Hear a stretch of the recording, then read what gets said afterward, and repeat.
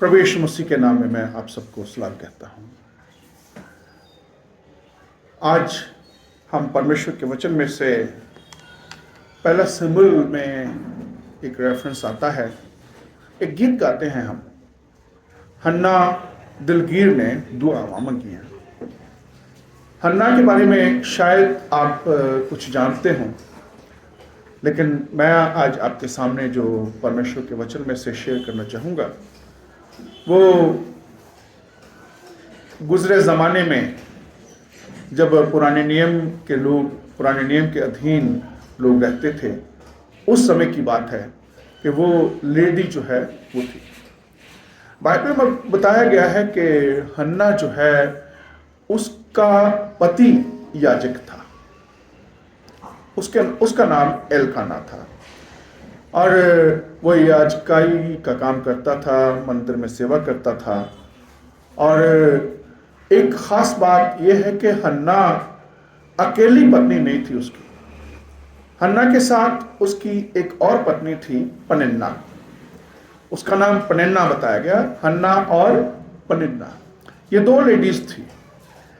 और एक खास बात जो आज के समय में जब हम इसको कहें या पहले समय के में जब प्रभु यीशु मसीह से पूछा गया विवाह के बारे में, तलाक के बारे में, तो प्रभु यीशु मसीह ने जवाब दिया था कि क्या तुमने नहीं पढ़ा कि आरंभ में परमेश्वर ने उनको एक बनाया, दोनों को एक बनाया। पुरुष और स्त्री को बनाने के बाद उसने उन्हें कहा कि ये एक तन होंगे। और जो पति और पत्नी का संबंध है या रिश्ता है वो एक ही पति और एक ही पत्नी का बताया गया है। लेकिन हन्ना के सिलसिले में हमें ऐसा नहीं मिलता है। लेकिन हन्ना जो है ये परमेश्वर की भक्तिन थी और परमेश्वर का भय मानने वाली थी, और जो भी उसका विश्वास था उस समय बहुत ज़्यादा था, आज के हिसाब से हम कहेंगे तो हन्ना के बारे में बताया गया है कि उसकी कोई औलाद नहीं थी, उसकी कोई बच्चा नहीं था। तो दूसरी तरफ पनिन्ना जो है वो उसके बच्चे थे। और हो सकता है कि कहीं ऐसा ना हो कि हन्ना की शादी कहीं पहले हो गई हो, और कई जगह ऐसा होता है, कई बारी आज भी होता है, साउथ में मैंने देखा है और भी कई जगह है कि अगर किसी के औलाद नहीं होती है तो आदमी जो है वो दूसरी शादी कर लेते हैं। तो हो सकता है कि ऐसा हुआ हो, लेकिन हन्ना जो है वो परमेश्वर का भय मानने वाली, परमेश्वर की भक्ति थी, उसका विश्वास परमेश्वर में था। बाइबल में बताया गया है कि जो पनिन्ना है उसकी सौतन जो बताई गई है, जब वो उसको देखती थी तो हन्ना जो है वो बड़ी परेशान होती थी, दुखी होती थी कि ये जो है वो मुझे ताने मारती रहती है कि इसकी औलाद नहीं आई, इसके बच्चा नहीं है, और वो बड़ी परेशान रहती थी। लेकिन बताया गया कि उसका पति जो है वो उसको बहुत प्यार करता था। और पनिन्ना को, क्योंकि वो याजक था, और याजक जो है अगर वो मंदिर में सेवकाई करता है तो फिर मंदिर में जो सेवा करता है और मंदिर में जो चढ़ावे होते हैं, जो भेंटें होती हैं, आ जाके तो उसी के हिस्से की है। और मतलब अपनी वाइफ को देगा या अपनी उसके बच्चों को देगा। तो क्योंकि उसकी दो पत्नियां थी तो वो दोनों हिस्सों में बांटता था।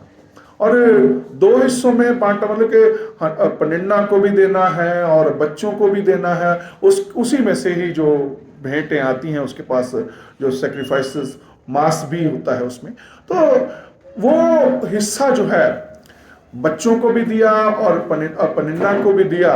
लेकिन जब हन्ना की बारी आती है तो वो हन्ना को उसका डबल देता है।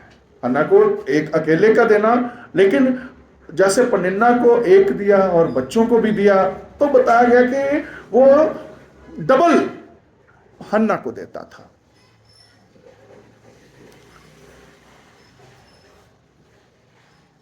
अगर दुनियावी चीज़ों से आदमी को संतुष्टि मिलती हो तो फिर जो हन्ना है वो बड़ी खुश होनी चाहिए, बड़ी मतलब उसको अच्छा लगना चाहिए कि मेरा पति मुझे प्यार करता है और मेरे पास किसी चीज़ की कमी नहीं है, हर चीज़ मेरे पास होती है। लेकिन बाइबल ये बताती है कि उसको जब उसकी सौतन जो है उसको ताने मारती, उसको बातें सुनाती कि भाई देख मेरे तो बच्चे हैं, तेरे तो कोई बच्चा नहीं है, तो उसको वो सारी चीज़ें भूल जाती हैं। उसका पति उसको प्यार करता है, ये उसको भूल जाता है, और उसको वो डबल हिस्सा देता है, वो उसको भूल जाता है। ये सारी चीज़ें जो है वो उसके किसी काम की नहीं रहती है। क्यों? उसके मन में एक कमी है और उसको लगता है कि भाई मेरे अंदर ये जो कमी है ये कोई भर सकता है, तो वो सिर्फ और सिर्फ खुदा भर सकता है। हमारी जिंदगी में बहुत सी ऐसी चीजें होती हैं कि हमारे पास बहुत कुछ है, हमारे पास आंखों से देखने के लिए तो हर चीज है, हम हर चीज को मतलब यूज कर सकते हैं, आंखों से देख सकते हैं, तृप्त हो सकते हैं। लेकिन अगर हमारे अंदर कहीं ना कहीं कोई कमी है तो वो खुदा ही भर सकता है, कोई और नहीं भर सकता। जब प्रभु यीशु मसीह कहता है कि मैं तुम्हें अपनी शांति देता हूं, जैसे जगत देता है वैसे मैं नहीं देता। जब यीशु मसीह ये कहता है कि मैं जैसे देता हूं वैसे संसार नहीं देता, तो मैं कई बार इसी बात को सोचता हूं, इस बात को विचार करता हूं कि जो एक विश्वासी होने के नाते, जो एक मसीही होने के नाते आपको मिला है, वो किसी दूसरे के पास नहीं। और हमें इस बात का ज्ञान होना जरूरी है। हाँ, बहुत सी ऐसी चीजें हैं जो अभी भी हमारे पास नहीं है, और कई बारी हमें लगता है कि मेरे पास ये क्यों नहीं है।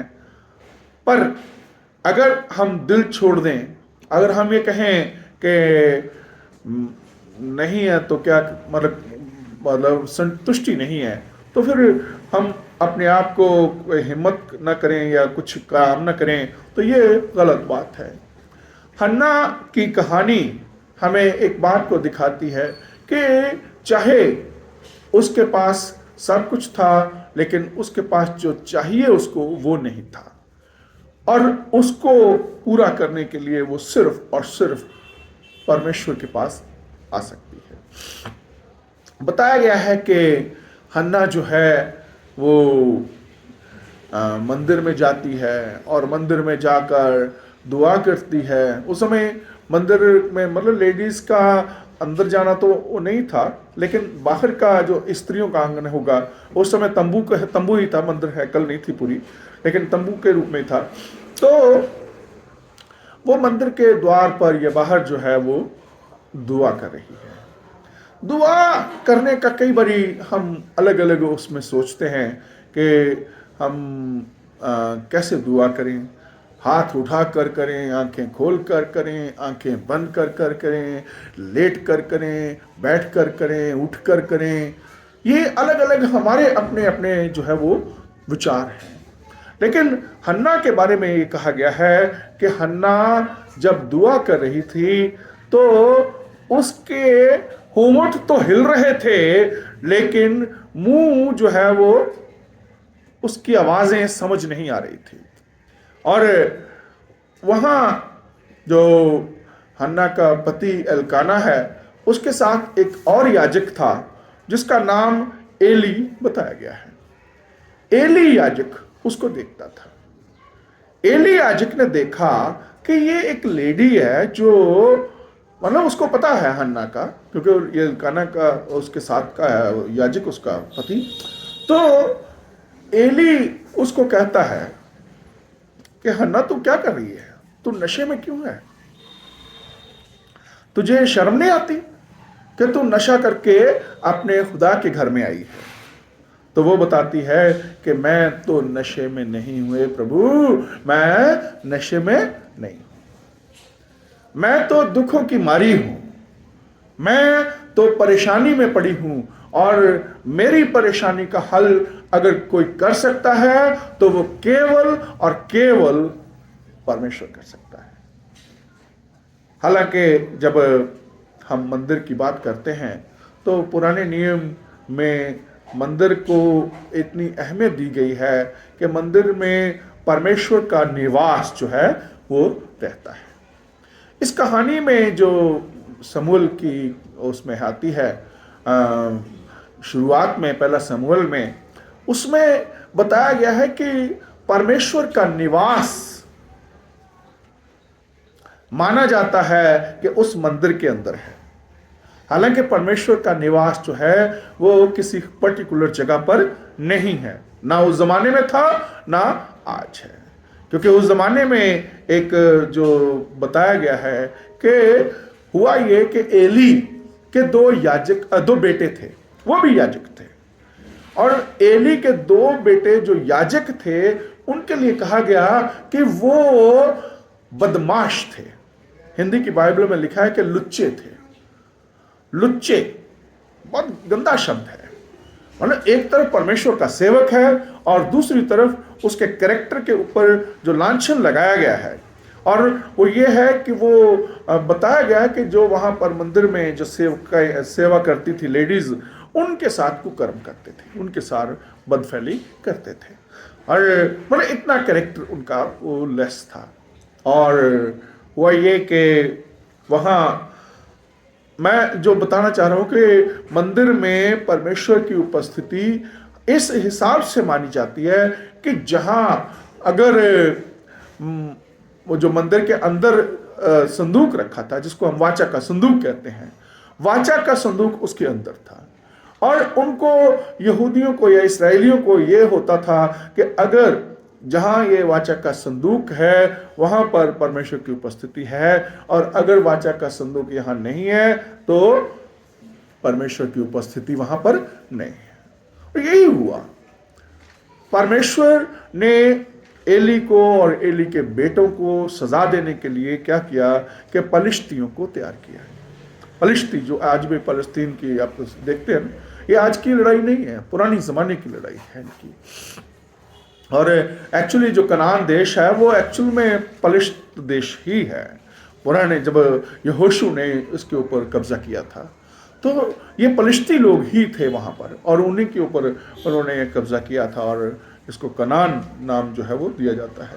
तो लेकिन लोग ये पलिश्ती हैं। तो उस समय से ही हम बाइबल में देखते हैं कि इनकी लड़ाई जो है वो आज की नहीं है। और हुआ ये कि परमेश्वर ने उनको तैयार किया, और जब पलिश्तियों ने हमला किया तो वो क्या कर गए कि वहाँ से मंदिर से संदूक जो है वो ले गए, वाचा का संदूक, जिसमें 10 आज्ञाएं थी, हारून की छड़ी थी, और जो करूब थे वो सारा जो है वो सारा उसको उठा के ले गए। करूब मतलब उसके ऊपर फरिश्ते बने हुए थे, तो सोने का था वो, सोने से मड़ा हुआ था, लकड़ी का ही था। तो ले गए तो परेशानी पड़ गई कि भाई परमेश्वर की उपस्थिति तो यहाँ नहीं है, और पलिश्ती ले गए। और हालांकि परमेश्वर की उपस्थिति वहाँ पर बताई जाती है परमेश्वर के वचन के अनुसार कि जहाँ संदूक है वो परमेश्वर की उपस्थिति को दिखाता है, और ये ऐसा हो रहा था पिछले ज़माने में भी, पिछले समय में भी हो रहा था, और इस समय में भी था कि परमेश्वर का संदूक जब वापस आ गया और इस्राएली वापस लेके आ गए, लेकिन उसके बावजूद उनको उसकी जो है सज़ा मिली। और हुआ ये कि संदूक तो वापस आ गया पलिश्तियों से, लेकिन जो एली है और उसके दोनों बेटे वो मारे गए। ये आगे की कहानी है जो पहला समूएल में हमें मिलती है। लेकिन जो हन्ना की कहानी है, हन्ना की कहानी हमें ये दिखाती है कि जब हन्ना वहाँ पर मंदिर के सामने बोल रही थी, गिड़गिड़ा रही थी, मतलब दुआ करने का मतलब ये नहीं है कि आपने फास्ट रख लिया या लोगों को दिखाने के लिए, आपके अंदर से जो है वो होना जरूरी है, और आपका भरोसा, आपका विश्वास परमेश्वर के ऊपर होना जरूरी है। और हन्ना दुआ कर रही थी, और दुआ करते हुए उसके होंठ तो हिल रहे थे, और जब एली उसको देखता है, हालांकि उसको बाद में सजा मिली क्योंकि उसने अपने बेटों को, अपने बच्चों को पर ध्यान नहीं दिया था, तो ये एक अलग पॉइंट है, लेकिन वो परमेश्वर का सेवक था, वो परमेश्वर का याजक था। जब एली उसको देखता है तो और वो बात करती है कि प्रभु मैं तो दुखियारी हूँ, मैं तो दुखों की मारी हूँ, मुझे तो परमेश्वर से ये चाहिए। बहुत बार जब हम परमेश्वर से दुआ करते हैं तो हमारा एक ही पॉइंट होता है कि मेरी ये इच्छा पूरी हो जाए, वो पूरी हो जाए। याकूब कहता है कि तुम मांगते हो मगर मिलता नहीं है। क्यों? क्योंकि तुम बुरी इच्छा से मांगते हो। हमारी दुआ, अगर मेरा जो मानना है, अगर वो परमेश्वर की इच्छा को पूरा करने के लिए है तो वो दुआ जो है जरूर उसका जवाब मिलता है। इसका कई बारी हम एग्जाम्पल देते हैं कि जब बच्चे माँ बाप से कुछ मांगते हैं और माँ बाप को लगता है कि इनको देना चाहिए तो वो देते हैं, और माँ बाप को लगता है कि नहीं देना चाहिए तो नहीं देते हैं, या माँ बाप अफोर्ड नहीं कर सकते हैं वो नहीं देते हैं, या कई बार माँ बाप को लगता है कि अभी नहीं, थोड़े रुक के इनको देंगे। तो ये इसमें कोई बुराई नहीं है, और परमेश्वर भी हमारा पिता है। हन्ना की जिंदगी इस बात को दिखाती है कि कई बारी परमेश्वर अपने नाम को महिमा देने के लिए हमारे लिए हमें कुछ तैयार करता है, हमारी जमीन ऐसी तैयार करता है। हन्ना का जो मैं बता रहा था कि उसका जो परिवार है, उसका पति जो है वो याजक है, और परमेश्वर के घर में आना जाना उनका होता है, बलिदान देने होते हैं, और वो भी उसके साथ कई बारी जाती है। और जब वो दुआ कर रही है तो उसकी दुआ क्या है? खुदावंद मुझे दे दे तो मैं क्या करूंगी? मैं तुझे लौटा दूंगी। मुझे दे दे और मैं उसे तेरी सेवा में लगा दूंगी। और यही हुआ कि जब हन्ना की बातचीत हुई एली के साथ, तो एली, मैंने बताया चाहे लाख उसकी खामियां हों, लेकिन जब वो परमेश्वर के वचन की बात करता है तो फिर वो परमेश्वर की ओर से होती है। एली ने उसको कहा कि तू टेंशन मत ले, परेशान मत हो, अगले साल तू जब आएगी तो तेरे बेटा होगा। अब बेटा होगा, वो चली गई। जब पहला शमूएल में 2 अध्याय आप पढ़ते हैं तो वहां बताया गया है कि हन्ना की तो खुशी का कोई ठिकाना नहीं था। वो तो परमेश्वर की महिमा करती, वो परमेश्वर की स्तुति करती है। वो कहती उसने मेरे सींग को ऊंचा किया है, मुझे मतलब लोगों में, जो लोग मेरे दुश्मन थे, जो लोग मेरे वैरी थे, मेरी इज्जत उनके सामने बढ़ा दी है, और बड़ा मेरा मान रखा है। और खुशी खुशी वो जाती है, और अगले साल सचमुच में जो एली ने उसको कहा था कि तेरे बेटा होगा, और उसके बेटा हो गया। ये एक पहलू है। बहुत बार जब हम दुआ करते हैं और दुआ करने के बाद हमें मिल जाता है तो हम क्या करते हैं? हम कहते हैं परमेश्वर ने मुझे दिया है। और कई बारी हमने कुछ जाने अनजाने में ये सोच रखा होता है कि अगर मुझे मिल गया तो मैं ये करूंगा। हन्ना ने कहा कि अगर मुझे बेटा मिल जाता है तो मैं उस बेटे को खुदा को दे दूंगी, खुदा की सेवा में दे दूंगी। अब आपको मिल गया है, और क्या ऐसा हो सकता है कि जब आप परमेश्वर से कोई मांगते हैं कोई चीज और आपको मिल जाए, और फिर जब आपने कहा हो कि परमेश्वर अगर मुझे ये मिल जाए, अगर तू मुझे दे दे तो मैं तुझे तेरी सेवा में लगा दूंगी। फिर दिल ऐसे करता है, अगर मिल गया, अगर दे देंगे तो क्या होगा, हमारे पास क्या रह जाएगा। लेकिन हन्ना का एग्जाम्पल हमें इस बात को दिखाता है कि जब आपने परमेश्वर से कोई चीज मांगी है, इससे पहले आपने बहुत कोशिशें की, आपने बहुत जो है वो अपने आप में एफर्ट लगाए, लेकिन वो एफर्ट किसी काम के नहीं थे। लेकिन जब आपको मिल गया तो अब आपको लगता है कि ये तो मेरी मेहनत से हुआ है, ये तो मेरी मेहनत से हुआ है। पर हन्ना ने ऐसा नहीं सोचा। जब उसको बेटा मिल गया तो बताया गया है कि वो उसके मन में बेईमानी नहीं आई, क्योंकि 3 साल तक वो उसको दूध पिलाती रही और अपना दूध पिलाती रही। और बताया गया कि जब दूध छुड़ाने का समय आया तो वो उसको परमेश्वर के घर में ले गई। बड़ा फंक्शन हुआ होगा उस जमाने के हिसाब से, और उस बेटे को उसने परमेश्वर के घर में दे दिया, परमेश्वर की सेवा में दे दिया। और वो लड़का जो है वो मतलब उसके बाद जो है वो परमेश्वर के घर में ही बड़ा हुआ और पला बड़ा। लेकिन ये नहीं कि उसने उसको बिल्कुल छोड़ दिया, उसके दिल में वो था, उसके मन में वो था, जैसे हॉस्टल में नहीं होता, उसके मन में वो था। बाइबल बताती है कि वो हर साल उसके लिए स्वेटर या जो भी उसके लिए बुनकर लेके जाती थी, उसको वो प्यार उतना ही करती थी।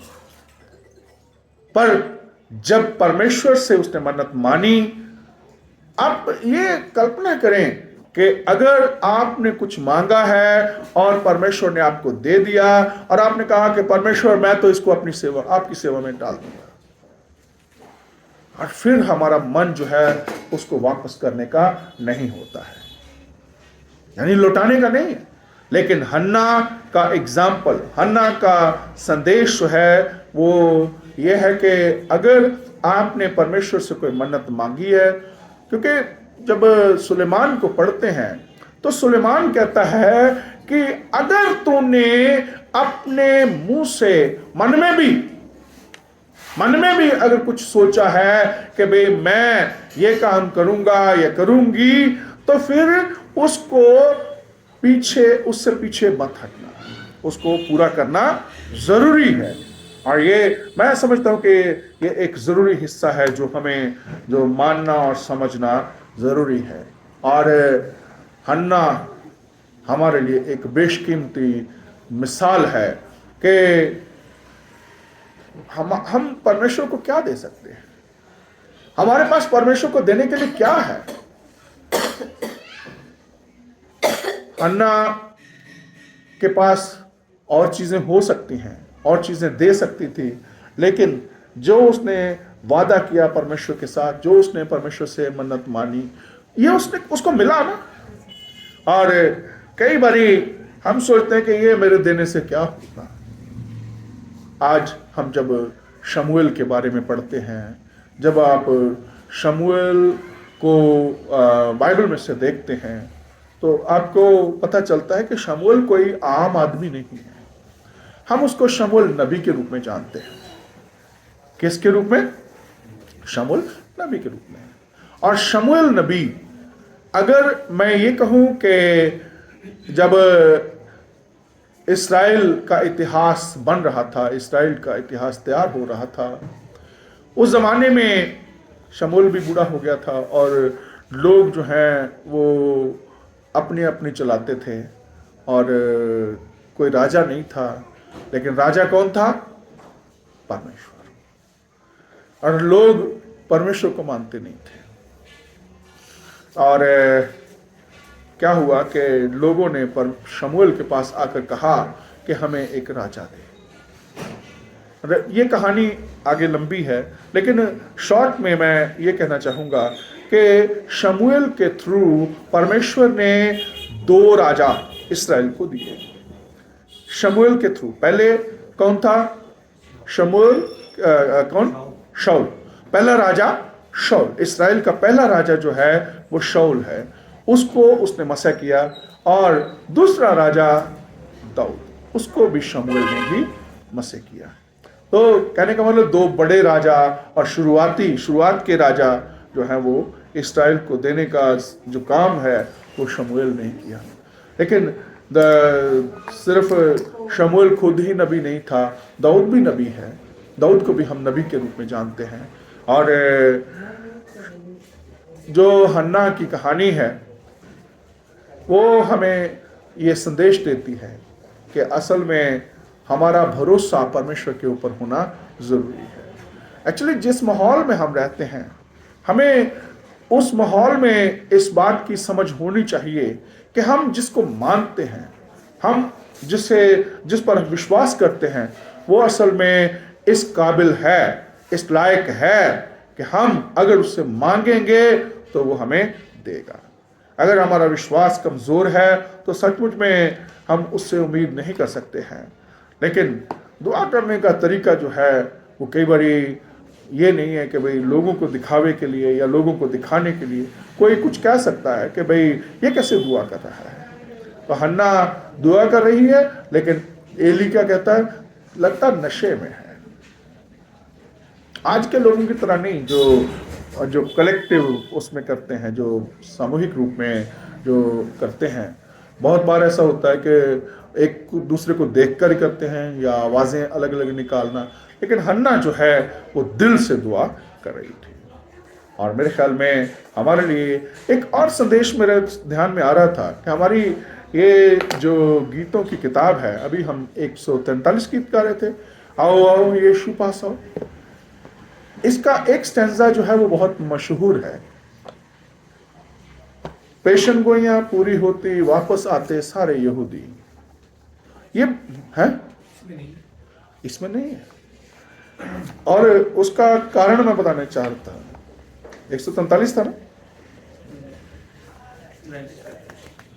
सॉरी 97 नंबर था। और वो जो स्टैंजा है वो इसमें नहीं होने का एक कारण ये है कि जरूरी नहीं है कि जो पॉपुलर टीचिंग है वो सही हो। पॉपुलर टीचिंग यहूदियों के ही बारे में है कि यहूदी वापस आ रहे हैं, क्योंकि यहूदियों का जो मानना, यहूदियों का जो विचार है वो ये है कि फलस्तीन हमारा है पुराने ज़माने में। क्योंकि इससे पहले जो 70 AD में जब मंदिर गिरा था, जो यरूशलेम टेम्पल था वो गिरा था, तो उस समय से लेकर 1948 तक, मतलब इतने करीब 1900 साल तक यहूदी या इस्राएल नाम का कोई देश नहीं था। उससे पहले था, 70s से पहले जब यीशु मसीह आया उस समय था इस्राएल। बाद में रोम की हुकूमत आ गई, रोम की हुकूमत ने उसको तहस नहस कर दिया। और उसके बाद जो है वो यहूदी कौम तो रही, लेकिन जैसे यीशु मसीह ने कहा था कि ये सब जो है पत्थर के ऊपर पत्थर नहीं रहेगा। तो खैर, तो यहूदी लोग आज भी सोचते हैं कि वो जो पेशन गोइयां हैं वो यहूदियों के लिए हैं, और ये जो प्रॉमिसेस हैं वो फिजिकल हैं। असल में फिजिकल प्रॉमिसेस नहीं है। वो प्रॉमिसेस जो हैं वो यीशु मसीह के आने से पूरे हो गए। और जब यीशु मसीह के आने से पूरे हो गए तो फिर अब यहूदियों के लिए ये ज़रूरी है, जैसे गलातियों के खत में पढ़ते हैं 3 अध्याय में 27-28 में, और पहला कुरिन्थियों 12-13 में, कि ना यहूदी रहा ना यूनानी रहा। अब तो यहूदी यूनानी का कोई मतलब नहीं है। अब तो सारे के सारे, अगर वो मसीह को मान रहा है तो वो सारे एक हैं। तो जो प्रॉमिसेस हैं, जो पेशन गोइयां हैं, वो फिजिकल टेम्पल के लिए नहीं है। इसलिए फिजिकल लड़ाइयां जो है वो एंड में उनका जो रिजल्ट है वो विनाश है। लेकिन यीशु मसीह के आने से इसका मतलब जो है वो खत्म हो गया। क्योंकि बड़ा मैं पढ़ना चाहूँगा, क्योंकि कई बारी हमें लगता है कि जो लोग जो है वो सही कह रहे हैं और पॉपुलर टीचिंग जो है वो सही है, पर गलातियों के खत में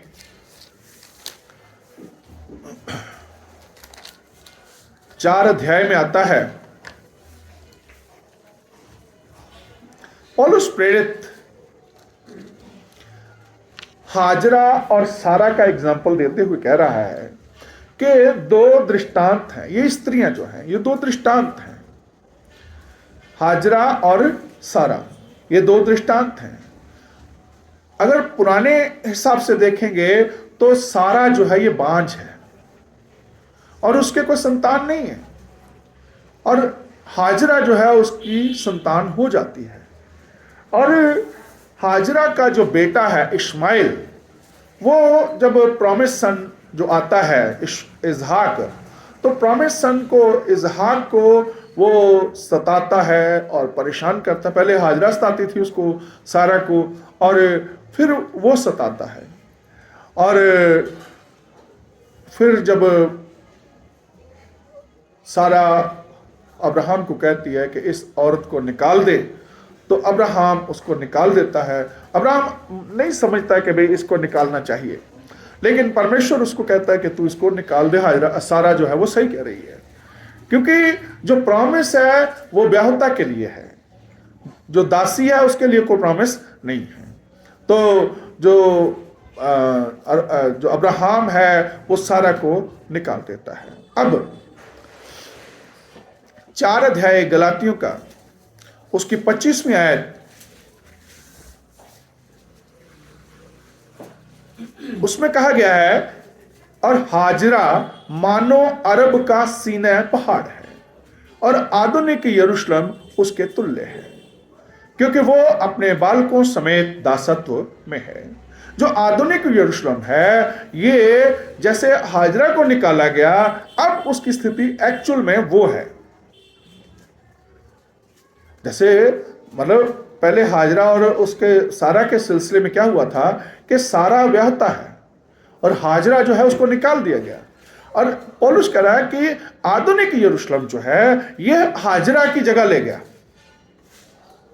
इसका जो रोल है अब हाजरा की जगह। लेकिन आगे कहता है, पर ऊपर की यरूशलेम स्वतंत्र है। अब जो एक्चुअल यरूशलेम है वो स्वर्गीय यरूशलेम की बात कर रहा है। जो प्रॉमिस था वो स्वर्गीय ही था पहले भी एक्चुअली, पर दिखाने के लिए, समझाने के लिए परमेश्वर ने हाजरा और सारा का इस्तेमाल किया। फिर अब वो जो है यरूशलेम फिजिकल और आत्मिक यरूशलेम की बात कर रहा है। पहले सारा के संतान नहीं होती थी और सारा सोचती थी कि मेरे पास तो कोई औलाद नहीं है।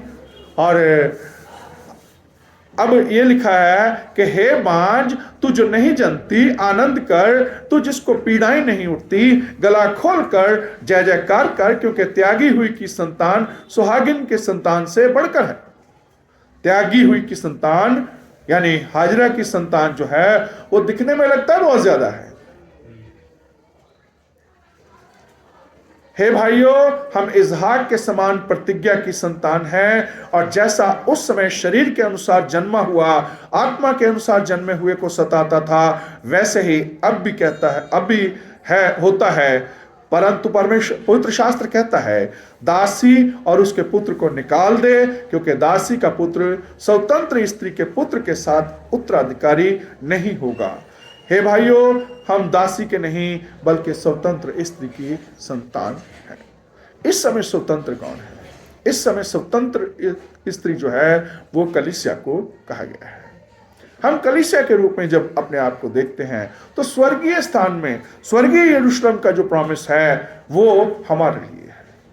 पहले अगर देखा जाए तो चाहे वो अन्य जाति हों, चाहे दूसरे लोग हों, वो परमेश्वर के लोग जो नहीं कहलाते थे, आज उनको आशीषें जो हैं वो परमेश्वर की ओर से है। लेकिन ये आशीषें जो हैं ये शारीरिक नहीं है। जब मैं ये कह रहा हूं कि वापस आते सारे यहूदी, तो ये फिजिकल पोजेशन के लिए नहीं है। अन्य जातियों के साथ कंपैरिजन है। हाँ जी, अन्य जातियों के साथ कंपैरिजन है। हाँ नहीं, अभी तो हाँ, जो 2 औरतों की बात करी गई है कि हाजरा और सारा, पुराने समय में जो सारा है वो प्रॉमिस, उसके थ्रू प्रॉमिस सन आता है, और जो प्रॉमिस सन है वो यीशु मसीह इसहाक है, और इस समय प्रॉमिस सन जो है वो यीशु मसीह है। तो यीशु मसीह के द्वारा हम परमेश्वर की संतान हैं, और उसी के द्वारा जो उसका जो वादा पूरा होता है, जो उत्पत्ति 12 अध्याय में हम पढ़ते हैं कि तेरे द्वारा पृथ्वी के सारे घराने जो है वो आशीष पाएंगे। और जो अब्राहम को आशीष दी गई वो इसहाक की है, और इसहाक की आशीष जो है वो यीशु मसीह के साथ पूरी होती है, क्योंकि यीशु मसीह आत्मिक है। और उस समय भी अगर आप देखेंगे तो जो सारा से जो उत्पन्न हुआ है वो ऑलमोस्ट डेड से निकला है, ऑलमोस्ट डेड से। चाहे वो सारा हो, चाहे अब्राहम हो, वो उनको प्रॉमिस है, और वो प्रॉमिस पूरा हुआ है, और जो यीशु मसीह है वो भी पूरा हुआ है प्रॉमिस। और यही कारण है कि बताया गया है कि 26:3 की गलातियों में, क्योंकि तुम सब उस विश्वास के द्वारा जो मसीह यीशु पर है परमेश्वर की संतान हो, और अब जितनों ने मसीह में बपतिस्मा लिया है उन्होंने मसीह को पहन लिया है। अब ना कोई यहूदी रहा, ना यूनानी, ना कोई दास, ना स्वतंत्र, ना कोई नर ना नारी, क्योंकि तुम सब मसीह यीशु में एक हो, और यदि मसीह यीशु के हो तो अब्राहम के वंश और प्रतिज्ञा के अनुसार वारिस भी हो। आज हमें फिजिकली अब्राहम की संतान होने की जरूरत नहीं है। आज हमें यीशु मसीह के द्वारा उसके उस पर विश्वास के द्वारा हम परमेश्वर की संतान बनते हैं। इसलिए अगर कोई ये कहता है कि यरूशलेम में टेंपल बनने वाला है, सारे यहूदी वहां जाएंगे, सारे यहूदी वहां इकट्ठा होंगे, हम भी वहां इकट्ठा होंगे, तो ये बाइबल की शिक्षा नहीं है। Thank you, God bless you.